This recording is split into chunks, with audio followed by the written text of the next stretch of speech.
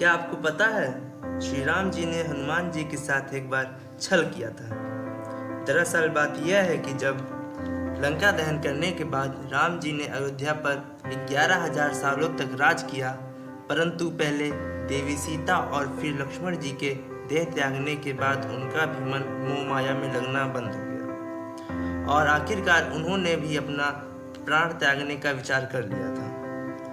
लेकिन श्री राम इस लोक को छोड़कर विष्णु लोक जाते भी तो जाते कैसे, क्योंकि उनकी सबसे बड़ी समस्या उनके प्रिय भक्त हनुमान जी थे।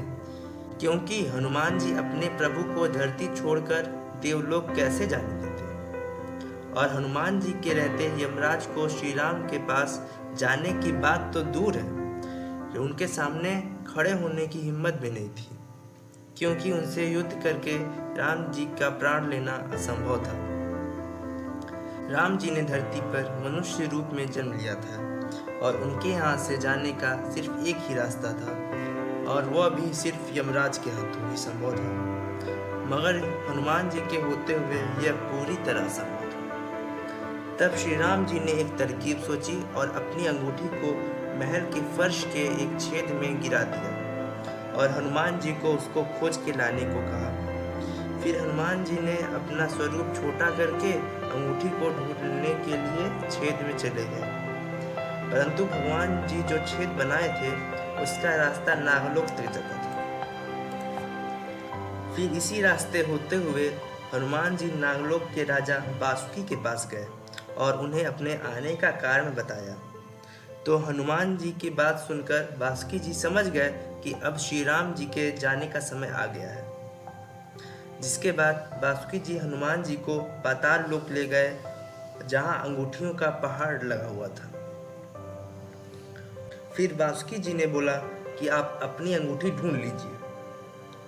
यह सुनकर हनुमान जी परेशानी में पड़ गए कि इतनी सारी अंगूठियों में मैं अपने प्रभु की अंगूठी कैसे ढूंढूंगा। लेकिन सौभाग्य से पहला अंगूठी ही श्री राम जी का निकला, और फिर जब दूसरी अंगूठी देखी तो वो भी श्री राम जी की निकली। ध्यान से देखने के बाद पता चला कि सारी अंगूठियां एक समान हैं।